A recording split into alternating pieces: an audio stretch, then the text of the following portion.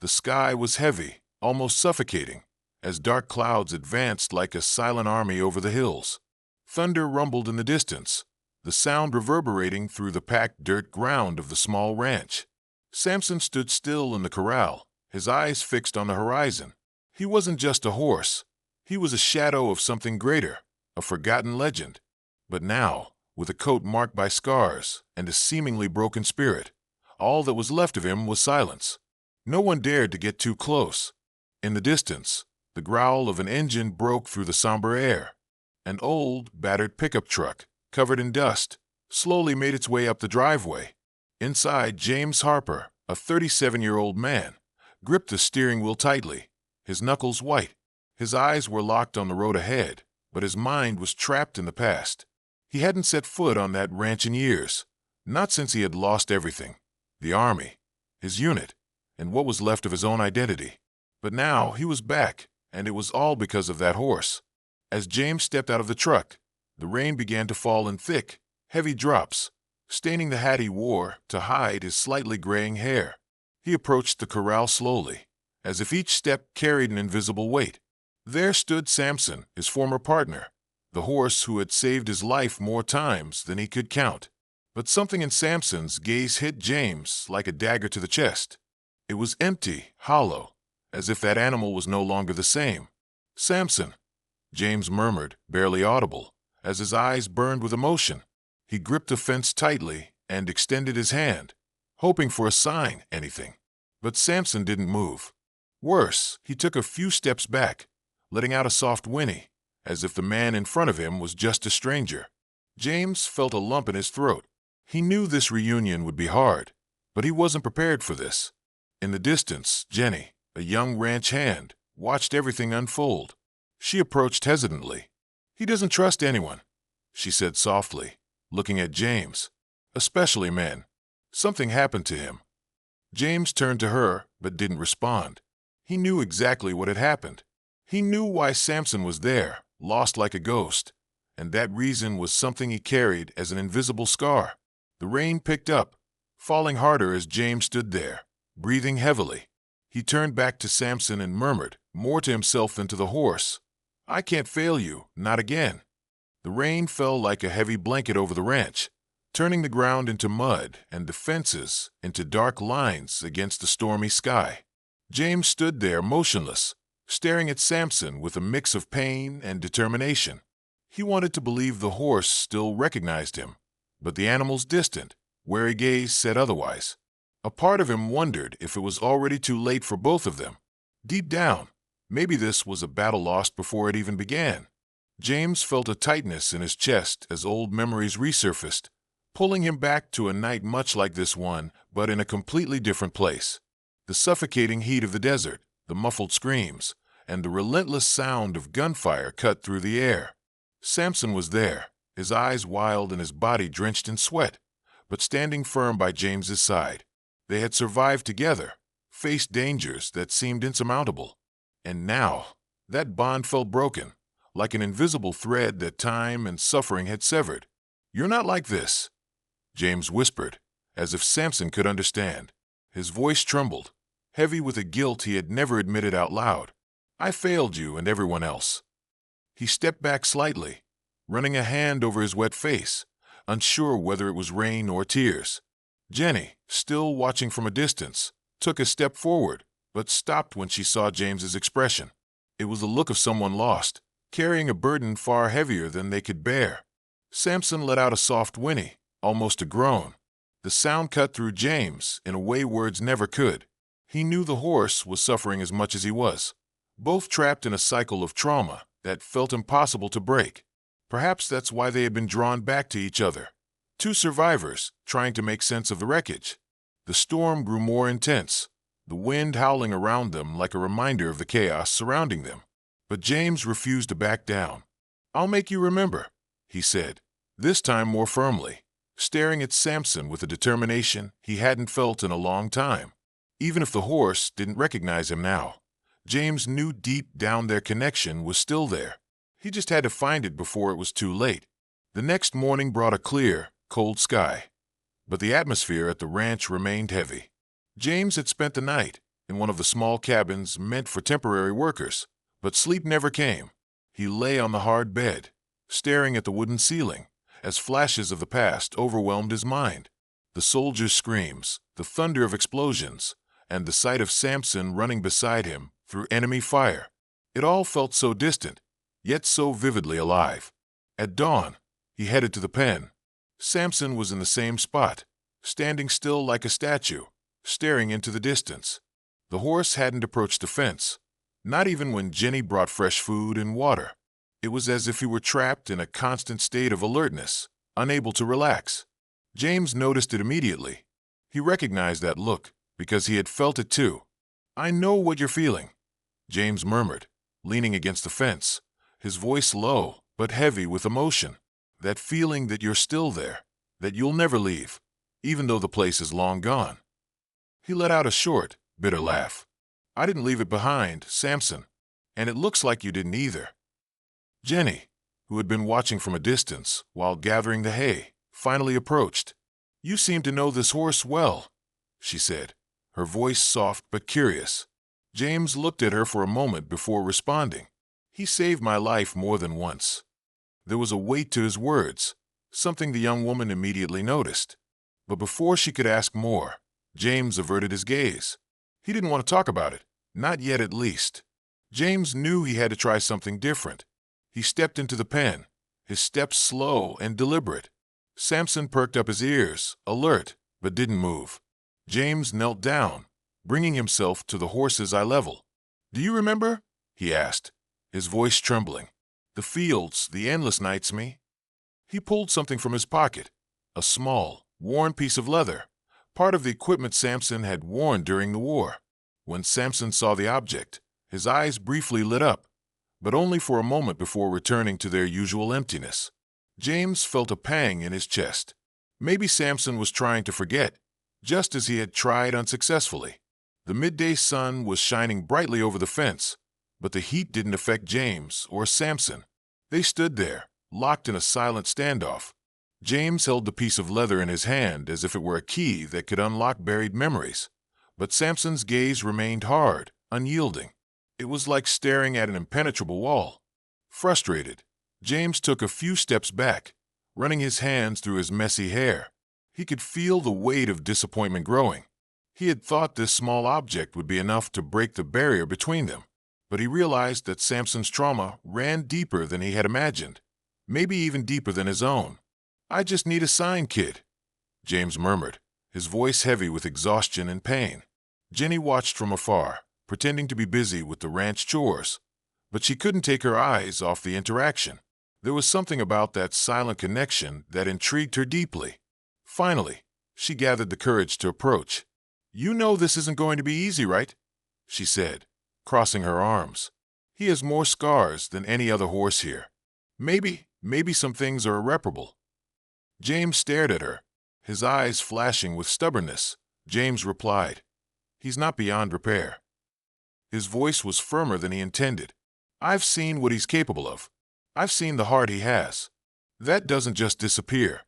He took a step toward Samson again, but this time, he didn't try to force anything. He simply stood there silently, allowing the horse to sense his presence. And then something happened. It wasn't grand nor dramatic, but for James, it was enough. Samson slightly turned his head, as if he were recognizing the man in front of him for the first time. It was an almost imperceptible movement, but James felt his heart race. It was the beginning of something, a small crack in the wall that separated him from his old companion. Samson's movement, small and almost imperceptible, was like a breath of hope in James's chest. He remained still, not moving, afraid that any sudden action might break that fragile moment. The silence around them felt heavier, interrupted only by the soft sound of the wind passing through the nearby trees. For the first time in years, James felt that he was not alone in the invisible weight he carried. Samson slightly tilted his ears toward James, but his body was still tense. He didn't move forward, didn't retreat, but that small gesture was more than James had expected after days of trying to reconnect. "You're still there, aren't you, boy?" James asked quietly, as if speaking to an old friend. His voice had a tone of vulnerability that he rarely allowed to show. Jenny, watching the scene, slowly approached, holding a bucket of water. She stopped a few steps away, trying not to interrupt the moment. "I've never seen him react like this," she said softly. Maybe you really mean something to him." The doubt in her voice was clear, but there was also a hint of curiosity. Jenny didn't fully understand the bond James had with that horse, but she was starting to realize it was something far beyond the ordinary. James began to realize that it was something far beyond the ordinary. He sighed, still looking at Samson. "He saved me when no one else could," he said, his voice heavy with a pain Jenny hadn't expected to hear. "We were in a valley, surrounded. I thought it was the end, but he didn't hesitate. He faced the fire, the smoke, and pulled me out of there." He paused, looking at the ground before continuing. "And I promised him I'd never leave him behind, but that's exactly what I did." The confession hung in the air, as heavy as lead. Samson moved his head again, as if he had heard something familiar in James's voice. The horse took a single step forward, its hoof sinking into the soft earth. James couldn't help the shy smile that formed on his face, a smile full of hope mixed with regret. He knew that small step was just the beginning, but it was a beginning. The sound of hooves striking the ground brought a brief sense of relief to James's heart. Samson had taken another step toward him, but then stopped, as if something invisible was still holding him back. The horse lowered his head, his eyes fixed on the ground, and the moment of connection almost slipped away. James knew forcing him would be pointless. Instead, he knelt right there in the mud, trying to lower himself to the animal's level, just like he had during training. "You don't have to be scared, boy. Not anymore," he said, his voice soft, heavy with emotion. The silence was broken by a sound in the distance, the roar of a helicopter crossing the sky. Samson froze, his ears shot forward, and the wild gleam that had disappeared from his eyes returned. For a moment, James felt the change in the air, as if he had been transported back to the battlefield. He knew what was happening. Samson was reliving the sound of the helicopter. It was a trigger, a memory so vivid it felt real. James stayed steady, watching as Samson trembled, muscles tensed, while he neighed louder than he ever had before. The horse began to circle within the pen, his tail whipping from side to side, as if ready to run or fight. Jenny ran to the fence, her eyes wide. "He's losing it, James. Do something," she shouted. But James raised his hand, signaling for her not to interfere. "Samson, listen to me," James exclaimed, his voice strong but full of urgency. He walked toward the center of the pen, his hands open in a gesture of calm. Each step felt like a risk, but he didn't hesitate. "You're safe now. It's over, boy. It's over." His tone was firm, but not aggressive. And for a moment, Samson stopped. The horse was panting, its chest rising and falling quickly, as if the weight of its memories was pressing it to the limit. Then something changed. Samson lifted his head and looked at James, his eyes filled with what seemed like a mixture of confusion and recognition. He took another step, then another, until he finally stopped in front of James. The man reached out, his fingers trembling, and gently touched the horse's forehead. "We're in this together," James whispered, and in that moment, he knew he wasn't just helping Samson heal. He was also facing his own ghost. Samson didn't pull back at James's touch. It was a brief moment, but one filled with meaning, an instant when two survivors, marked by the same invisible scars, finally met. James stood still, his hand resting on the horse's forehead, feeling the warmth and life pulsing beneath the scarred coat. Samson's breathing, once erratic, began to steady, though the frightened gleam in his eyes hadn't completely faded. "You remember me, don't you?" James murmured, his voice filled with a mix of hope and pain. But he knew that this connection wasn't enough to erase the years of suffering they both carried. Samson was like a mirror, reflecting back the traumas James had spent his whole life trying to bury. But now, looking at the horse, he knew he couldn't run anymore. Jenny, watching the scene with a racing heart, took a few hesitant steps toward the fence. "I've never seen anything like this," she said almost in a whisper. "How do you do it? He barely lets anyone get close, and now—" Her voice faltered as she tried to find the right words to describe what she was witnessing. James didn't answer immediately. He pulled his hand away from Samson and took a few steps back, giving the horse space to decide what to do. "It's not magic," he said finally, not taking his eyes off Samson. "It's pain. Pain connects us in ways people don't understand. He knows I carry something, just like he does." Samson began to walk slowly around the pen, but this time his movements were neither frantic nor filled with panic. He was calm, though still alert. James watched every step, looking for signs that would tell him what to do next. Then he noticed a slight shift in Samson's gait, a stiffness in the right leg. The horse was limping, and James frowned. "He's hurt," James said, turning to Jenny. "This kind of pain isn't just emotional. He's carrying something in his body, too." Jenny nodded, looking concerned.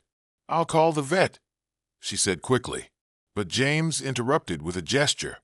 "No, let me take care of it. If he really recognizes me, then I'm the one he will trust." Jenny hesitated, but something in James's expression convinced her. She gave a small nod before stepping away, leaving the two of them alone again. James knew he was dealing with much more than physical injuries.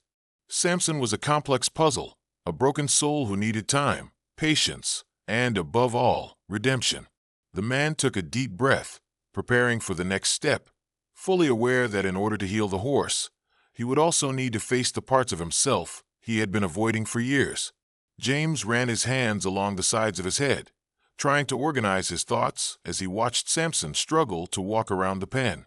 The stiffness in the horse's leg was more noticeable now, each step weighed down by effort. James knew that physical pain, just like emotional pain, could be devastating, especially for an animal like Samson who had been trained to endure anything without hesitation. But no one, not even a war horse, was invincible. He grabbed a bucket of clean water and a cloth, slowly re-entering the pen. Samson stopped, his ears flicking back in alert, but he didn't back away like before. "It's okay, boy," James said in a low, soothing tone, kneeling beside the horse. "I'm not going to hurt you." Carefully, he wiped the cloth across Samson's hind leg, looking for signs of injury. When he touched a more sensitive spot, Samson neighed loudly and stepped to the side, nearly hitting James with his hoof. I know," James murmured, pulling back just enough to avoid startling him. "It hurts, but we need to fix this." He felt an unsettling familiarity in Samson's reaction. During the years of war, there had been moments when James had also recoiled from the touch of a doctor or a friend, the trauma making even care feel unbearable. Now he saw the same reflection in Samson. While working carefully, James began to speak, not exactly to Samson, but to himself, to the emptiness around him.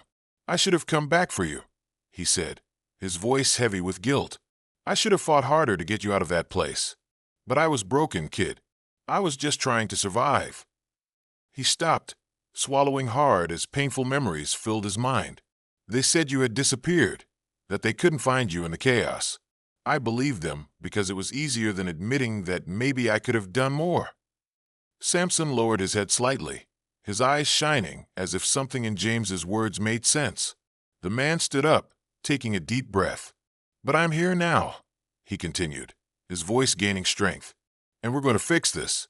You've saved me so many times, Samson. Now it's my turn to save you." After a few minutes, James was able to examine Samson's hoof more closely. There was a slight swelling, maybe from an old injury that had never been properly treated. He knew it would take time and patience, but it wasn't impossible to heal. When he finished, he gently stroked the horse's neck. Samson didn't pull away this time. It was a small step, but to James, it meant everything. The sunset painted the sky with warm colors as James watched Samson from outside the enclosure. The horse was calmer, his movements less hesitant, but there was still an emotional distance that seemed insurmountable. James felt the weight of this barrier and knew it wouldn't be easy to overcome.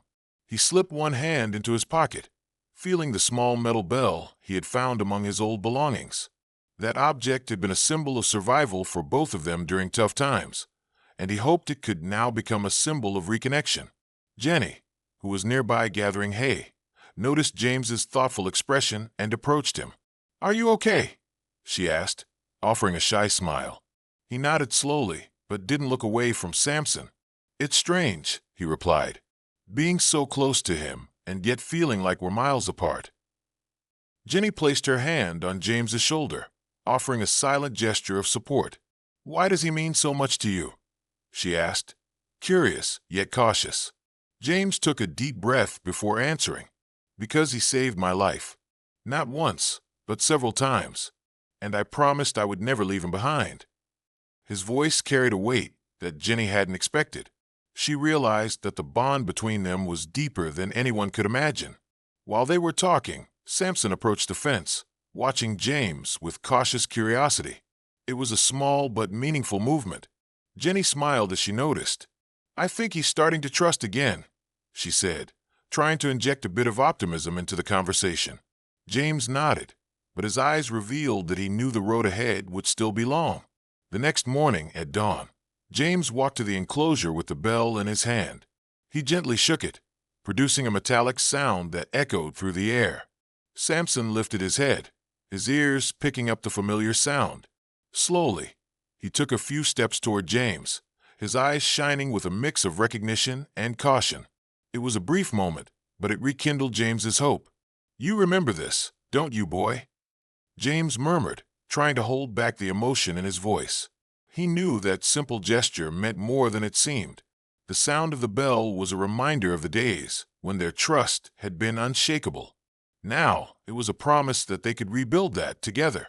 The silence in the old training ground was absolute, except for the soft sound of the wind moving through the leaves.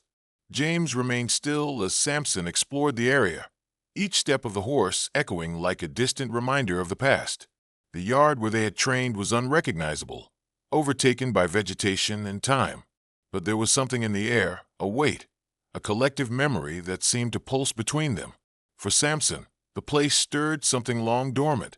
For James, it was the chance to finally face what he had been avoiding. James opened the pocket of his jacket and took out the small metal bell. He shook the object, its sound reverberating through the air like a familiar melody filled with history. Samson froze. His ears perked up immediately, his eyes locked onto the bell. He took a small step forward, hesitant. "You remember this, don't you, boy?" James whispered, feeling his throat tighten. The bell was a symbol of the moments when they had trusted each other to survive.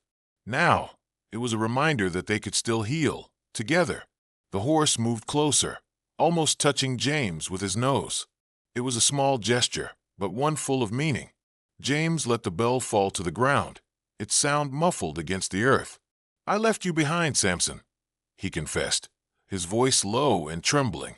"I thought I was doing the right thing, that you'd be safe without me. But the truth is, I was scared of facing everything we lost." He took a deep breath, feeling the words come out with difficulty. "But I'm here now, and we can move forward together." Samson lifted his head, his gaze meeting James's. It was as if, in that moment, something broke, a hidden barrier that had kept them apart. The horse gave a soft whinny, a sound James recognized as acceptance. He reached out and touched Samson's forehead, feeling the connection he thought he had lost forever. A deep sense of relief washed over him. For the first time in years, James felt there was a path ahead. Jenny arrived shortly after, watching the scene from a distance. She said nothing, just stood there with a calm smile on her face. She knew something deep had changed, something that didn't need explanation. James and Samson had found each other again, and in doing so, they had also found the hope they had lost. As the sun began to set, James and Samson walked together across the field, just as they had in the old days. It wasn't just a walk, it was a symbol of a new beginning. The past couldn't be erased, but they had decided they would no longer be prisoners of it. And in that shared silence, they both found something more valuable than memory, the strength to move forward.